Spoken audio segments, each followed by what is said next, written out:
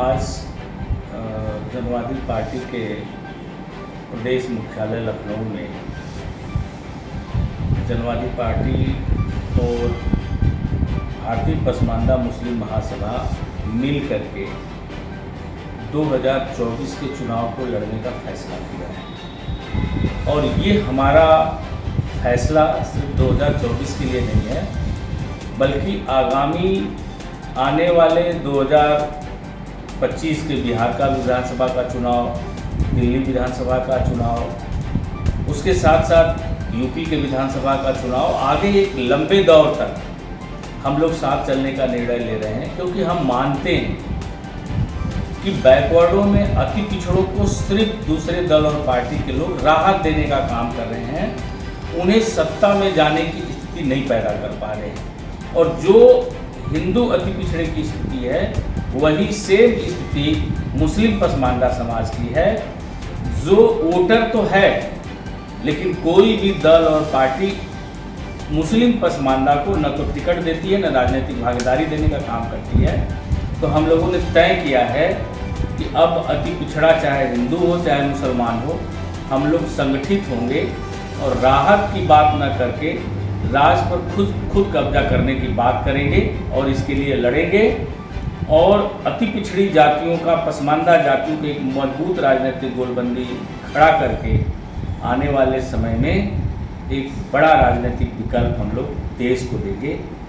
और आने वाला जो इस 2024 के लोकसभा का चुनाव है, इस लोकसभा के चुनाव में जनवादी पार्टी अपने जिन प्रत्याशियों को खड़ा की है 16 स्थानों पर, उसमें तीसरे चरण की एटा सीट पर भी हम लोगों ने प्रत्याशी निर्धारित कर दिया है कैप्टन ओमकार सिंह जी का।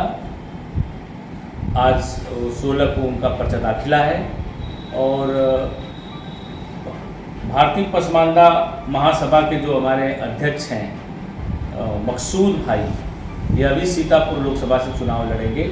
और अभी जो पहले फेज़ का चुनाव चल रहा है, इसमें श्री महमूद प्राचा जी जो रामपुर से चुनाव लड़ रहे हैं, और श्री चंद्रशेखर रावण जी जो नगीना से चुनाव लड़ रहे हैं, हम लोगों का यह मोर्चा उनको समर्थन करता है। और जो भी हमारे वहाँ पर फॉलोअर हैं, कार्यकर्ता हैं, उनको हम लोग निर्देशित करेंगे कि इन लोगों के साथ लग करके इन्हें चुनाव जिताने का काम करेंगे। अब हमारे साथी मकसूद भाई जी की बात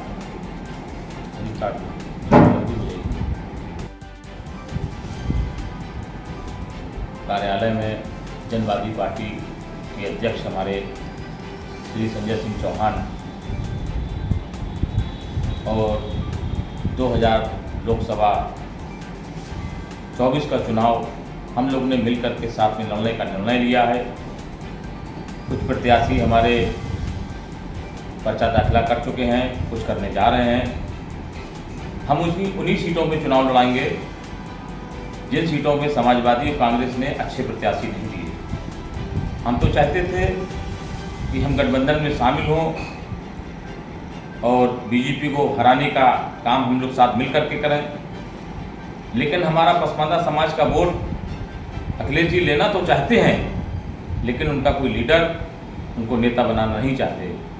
इसी तरीके से अति पिछड़ों में संजय सिंह चौहान आते हैं। बहुत उन्होंने साथ दिया अखिलेश यादव जी का, फिर भी अखिलेश यादव ने उनके साथ धोखा किया। इसी तरीके से हमको भी 2-3 बार अखिलेश यादव जी बुलाए, उसके बाद भी हमको धोखा दिया और हमें ना कोई सीट दी। इसीलिए हम लोग मिल करके एक लंबी पारी का खेलने के लिए हम लोग मिल करके इस उत्तर प्रदेश में मजबूत विकल्प ढूंढा। और पसमानदा मुसलमान और अति दलित और अति पिछड़ा एक समान, चाहे हिंदू हो या मुसलमान। तो अभी तीसरे चरण का चुनाव के पर्चे दाखिल हो रहे हैं। 19 तारीख तक लास्ट डेट है। जो भी हमारे साथी हैं, मजबूत साथी हैं जो चुनाव लड़ रहे हैं या लड़ना चाहते हैं, वो संजय सिंह साहब से संपर्क कर लें या मुझसे संपर्क कर लें। और हम ये 2027 के बाद, जैसा संजय सिंह ने कहा कि 2025 में हम दिल्ली का चुनाव लड़ेंगे, 2025 में बिहार का चुनाव लड़ेंगे, 2027 में हम उत्तर प्रदेश का चुनाव लड़ेंगे। और इस गठबंधन में सभी उन लोगों के लिए दरवाजे खुले हुए हैं जो हर समाज को भागीदारी दिलाना चाहते हैं। जिसकी जितनी संख्या भारी उतनी उसकी हिस्सेदारी। बहुत हुआ हमारे वोटों का लूट।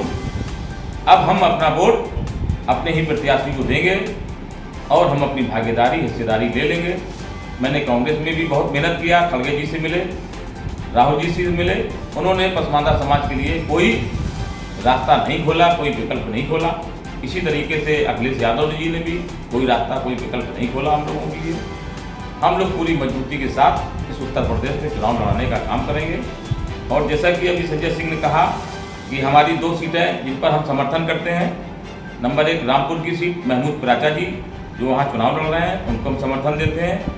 नंबर 2 नगीना सीट से भाई हमारे चंद्रशेखर रावल जी वहाँ चुनाव लड़ रहे हैं, उनको हम समर्थन करते हैं। बाकी हम लोग बैठ करके आगे की रणनीति तय करेंगे।